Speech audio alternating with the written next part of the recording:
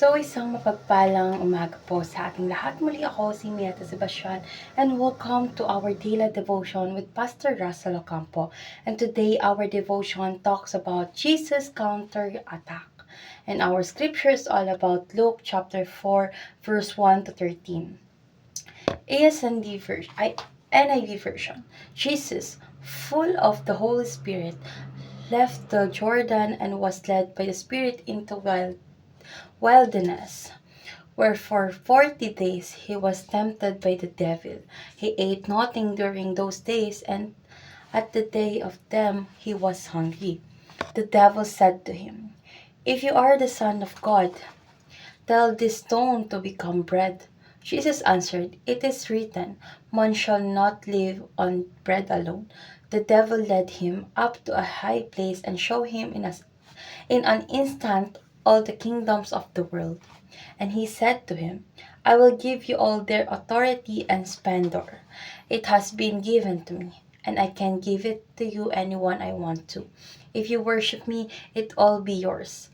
Jesus answered, "It is written, worship the Lord your God and serve him only." The devil led him to Jerusalem and had him stand on the highest point of the temple. "If you are the Son of God," he said, "throw yourself down there. For it is written, he will command his angels concerning you to guard you carefully. They will lift you up in their hands so that you will not strike your foot against a stone." Jesus answered, "It is said, do not put the Lord your God to the test." When the devil had finished all the tempting, he left him until an opportune time. So, dadako tayo sa ating teaching. So, yung first teaching natin is, syempre, tungkol to sa Jesus' responses to temptation.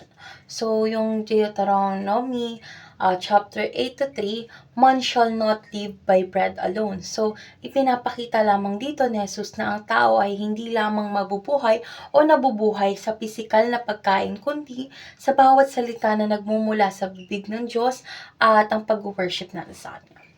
So, yun yung ating number 2. So, yung Deuteronomy chapter 6:13 is, worship the Lord your God and serve Him only. So, binibigyang diin dito na si Jesus na tanging ang Diyos lamang ang dapat sambahin at paglingkuran, hindi ang mga bagay sa mundo or mga bagay sa mga mundo natin.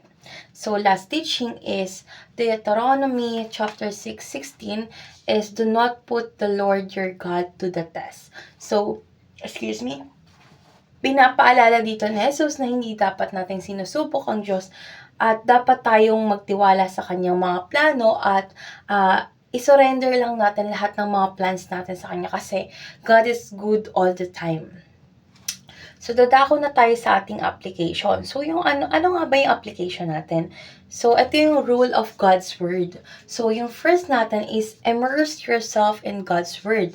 So, dapat pala nating isabuhay at pag-aralan ng malalim ang salita ng Diyos upang maging gabay at lakas sa oras ng ating mga tukso. So, pangalawa, is fight temptation with God's Word. So, dapat ginagamit natin or gamitin natin yung banal na kasulatan bilang sandata laban sa mga tukso ng dyablo tulad ng ginagawa ni Jesus.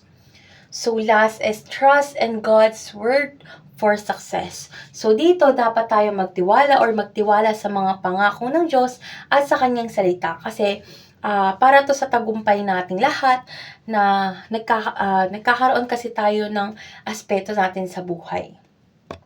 So, dadako na po tayo sa ating last part, which is discussion. So, yung discussion natin is talks about what is the importance of immersing ourselves in God's Word to fight temptation. So, para sa akin, ang pagpapalalim kasi ng ating sarili mula sa salita ng Diyos ay mahalaga. Bakit nga ba? Dahil ito ay nagbibigay sa atin ng spiritual na lakas at kaalaman upang harapin ang mga tukso. Tulad nga ng ginawa ni Jesus, ginamit niya yung banal na kasulatan dahil alam niyang epektibong paraan ito upang labanan ang mga kasinungalingan at panlilinlang ni Satanas. So kapag tayo ay puspos ng salita ng Diyos, ay mas madali nating makita at maiwasan ng mga bitag ng kaway. So, siyempre, ang salita din ng Diyos ay nagiging ilaw natin at gabay sa ating mga landas na tumutulong sa atin na magdesisyon ayon sa kanyang kalooban. So, yung pagpatuloy kasi na pag-aaral at pagninilay-nilay sa Biblia ay nagpapalalim ng ating relasyon sa Diyos at nagpapatibay ng ating pananampalataya na siyang pinakamahalagang sandata laban sa anumang pagsubok na darating sa ating buhay.